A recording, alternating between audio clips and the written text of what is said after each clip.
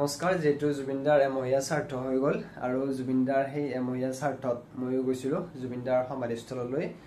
আৰু গৈ খুব ভালো লাগিছে বেয়াও লাগিছে কাৰণ আপুনি যেটো এটা মানে ভিডিঅ'ত দেখে বা মোবাইলত আপুনি যেনেকে সেই বস্তুটো সমাধিস্থলখন দেখে মানুহে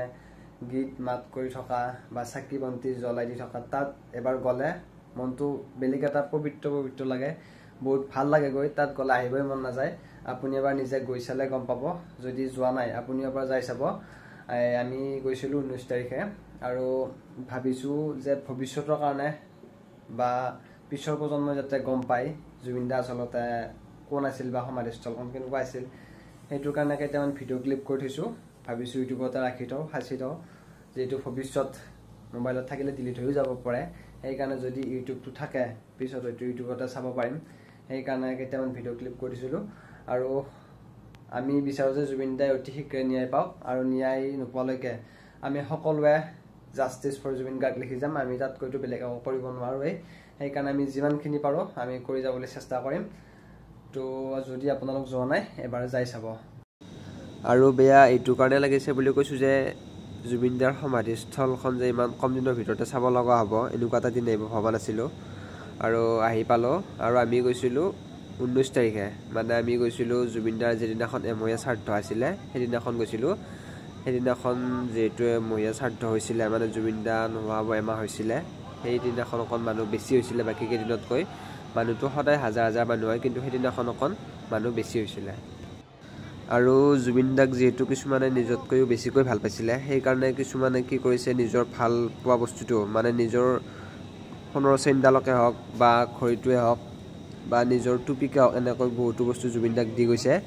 আৰু এই তাত দেখিছে যে জুবিনে যেটো সাদা খাই ভাল পাইছিল সেই কাৰণে সাদাৰ টেমা দিছে আৰু সাদাৰ টেমাত লিখি দিছে যে জাস্টিস ফৰ জুবিন গাৰ্গ মানে অতি শীঘ্ৰে ন্যায় লাগে জুবিনদাৰ ন্যায় লাগে হেতু সাদাৰ টেমাটো লিখি দিছে আৰু জুবিনদাই সাদা খাই যেটো ভাল পাইছিল সেই কাৰণে বহুত লোকে সাদা টেমাৰ দিছে লগতে কিছুমানে সাদা মাৰিও দিছে ইয়াতে আৰু সঁচাই কৈছো আপোনাৰ কেতিয়াও এনেকুৱা নালাগে যে আপুনি এখন সমাধি ক্ষেত্ৰত আহিছে আপুনি যেন কৰবাত তীৰ্থ ভ্ৰমণলৈ গৈছে বা তীৰ্থস্থানলৈ আহিছে তেনেকুৱা এটা নিজৰ মনত অনুভৱ হৈ ইয়াতে আহিলে আপুনি এবাৰ আহি চাব নিজে তেতিয়া অনুভৱ কৰিব পাৰিব আৰু ইয়াতে সদায় হাজাৰ হাজাৰ মানুহে জুবিনদাৰ ন্যায়ৰ কাৰণে চাকি জ্বলাইছে বন্তি জ্বলাইছে সদায় মানুহ ইয়াত আহে আৰু জুবিনদাৰ ন্যায়ৰ বাবে চাকি জ্বলাই আছে আৰু আমি আশা কৰো যে জুবিনদাই অতি শীঘ্ৰে ন্যায় পাওক আৰু জুবিনদাক যাতে অতি শীঘ্ৰে ন্যায় দিয়ক তাৰে কামনা কৰো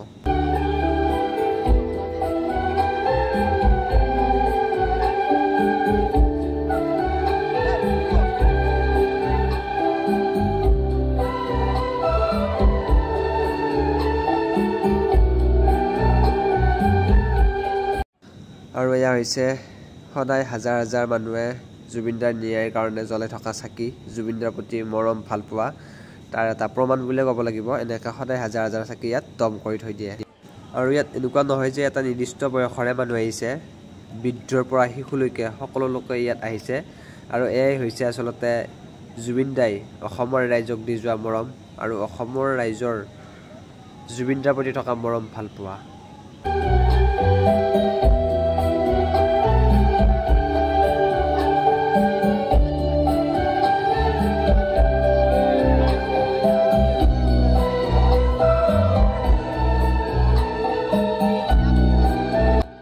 আৰু ইয়াতে জুবিনদা হৈ গল আৰু জুবিনদাৰ শেষ বিছনা বুলিয়ে ক'ব পাৰি য'ত নেকি জুবিনদা কেতিয়াও হাৰ নাপায় আৰু নুঠে কিন্তু আমাৰ অসমৰ প্ৰত্যেকজন লোকৰ হৃদয়ত জুবিনদা সদায় থাকিব আৰু আমি জুবিনদাক সদায় জীয়াই ৰাখিবলৈ চেষ্টা কৰিম সদায় জীয়াই ৰাখিম জুবিনদাই কৈছিল যে মোৰ কোনো জাতি নাই মোৰ কোনো ধৰ্ম নাই জুবিনদা গুচি যোৱাৰ সময়ত আকৌ এবাৰ সেইটো সঁচাকৈ প্ৰমাণিত কৰি থৈ গ'ল যে আচলতে জুবিনদাৰ কোনো সঁচাই জাতি ধৰ্ম নাছিল জুবিনদাৰ কাৰণে সকলো সমান আছিল